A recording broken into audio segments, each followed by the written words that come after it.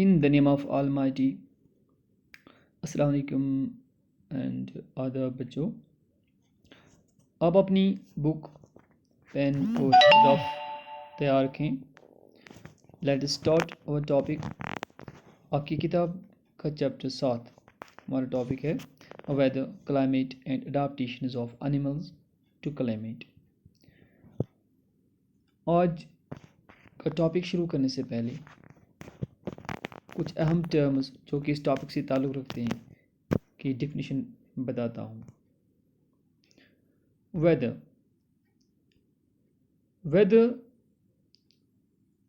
the day-to-day condition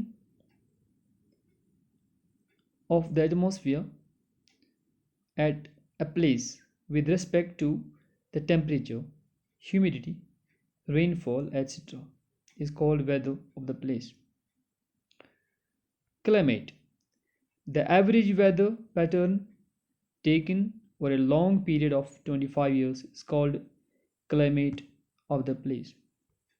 Adaptations, the change in the structural or behavioral features of an organism to help it to adjust itself in the changed environment is called adaptation. So प्यारे बच्चों, summer के दिनों में, गर्मी के दिनों में हम लाइट कलर्ड क्लोथ्स पहनते हैं, हल्के रंग के कपड़े पहनते हैं, क्योंकि वेदर यानी मौसम हॉट होता है, गर्म होता है।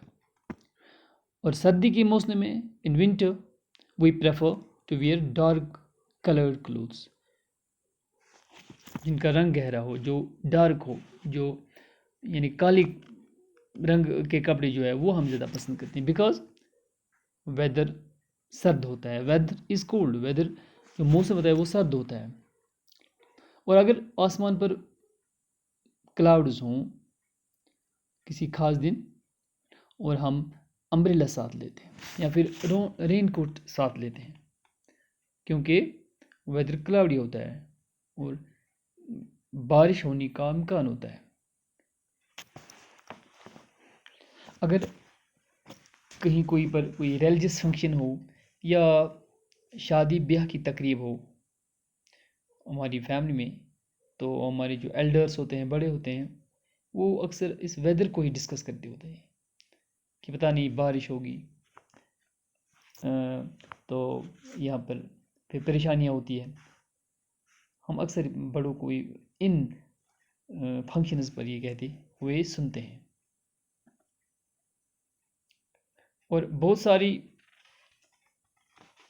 चीज़ों का हमें यहाँ पर ख्याल रखना पड़ता है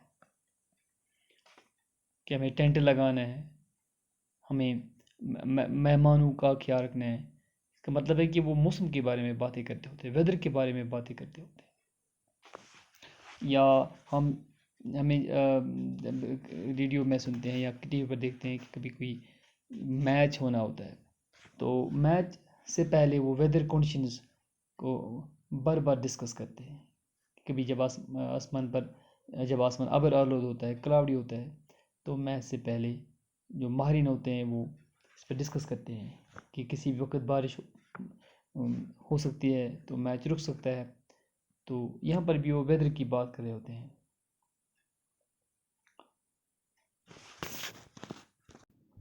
सो weather has a great effect on our life. हमारी ज़िंदगियों पर मौसम का बहुत असर होता है और बहुत सी एक्टिविटीज़ हम तभी प्लान करते हैं, मौसम को देखकर, मौसम की जो प्रेडिक्शन होती है उसको देखकर ही प्लान करते हैं। ताहम जब हमें कभी कहीं हिल स्टेशन पर जाना होता है हॉलीडेज़ मनाने के लिए, तो हमेशा हम वूलन क्लोथ्स, ऊनी कपड़े साथ लेते हैं, क्योंकि वहाँ हिल स्टेशन का जो क्लाइमेट होता है वो हमेशा ठंडा ही होता है। इसके बरक्स अगर हमें कभी कोस्टल एरिया में जाना हो, यानी जो समंदर की तरफ जाना हो, सी साइड एरिया की तरफ जाना हो, तो वहाँ हमें वूलन क्लोथ्स की ज़रूरत नहीं होती है, बिकॉज वहाँ का जो क्लाइमेट होता है वो ठंडा नहीं होता है। आगे हम ये भी पढ़ेंगे कि वेदर एंड क्लाइमेट, यानी इसे हम मौसम या आबो हवा कहते हैं, ये दो मुख्तलिफ चीज़ें होती हैं। इस चैप्टर में हम ये भी पढ़ेंगे कि किस तरह मुख्तलिफ़ किस्म के एनिमल्स, मुख्तलिफ़ किस्म के जानवर खुद को इन मुख्तलिफ़ किस्म के क्लाइमेट्स में जो इनके हैबिटेट्स होते हैं कि वो किस तरह वो अपने आप को अडॉप्ट करते हैं। और यहाँ पर एक दो टर्म्स है, वो है ह्यूमिडिटी एंड रेन गॉज, जो कि इस चैप्टर, इस टॉपिक के हवाले से है कि ह्यूमिडिटी क्या होती है। ये होता है मेजर ऑफ वाटर वेपर और मॉइस्चर इन एयर। एयर में कितना पानी है, कितने वेपर्स है, कितना मॉइस्चर है, तो इसको हम ह्यूमिडिटी कहते हैं। और जब ह्यूमिडिटी ज़्यादा होती है, जब amount of water vapour in the हवा में ज़्यादा होती है, तो हम कहते हैं कि ह्यूमिडिटी ज़्यादा है और हवा में, यानी हवा में नमी है।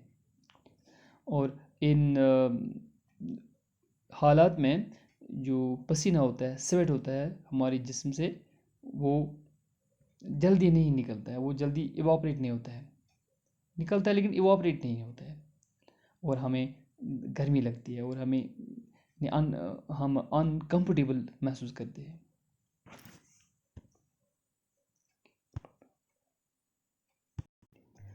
और अगर किसी इलाके में, किसी एरिया में ह्यूमिडिटी ज़्यादा हो, तो वहाँ पर हम कहते हैं कि यहाँ पर जो क्लाइमेट है वो ह्यूमिड है। और इसके बरक्स अगर हवा में वाटर वेपर्स कम हो, ह्यूमिडिटी कम हो, तो हम कहते हैं कि ह्यूमिडिटी लो है, यानी we say that humidity is low. और जब ह्यूमिडिटी लो होती है तो हमें लगता है कि एयर, जो हवा होती है वो ड्राई है, यानी वो हम ड्राई फील करते हैं। और इन कंडीशंस में जो हमारा पसीना है, स्वेट है, वो रेडिली इवापोरेट हो जाता है और हमें यानी ठंड लगती है। हम ठंडक और महसूस करते हैं और कंफर्टेबल महसूस करते हैं। ह्यूमिडिटी के बाद एक और टर्म मैंने बताया था, रेनफॉल।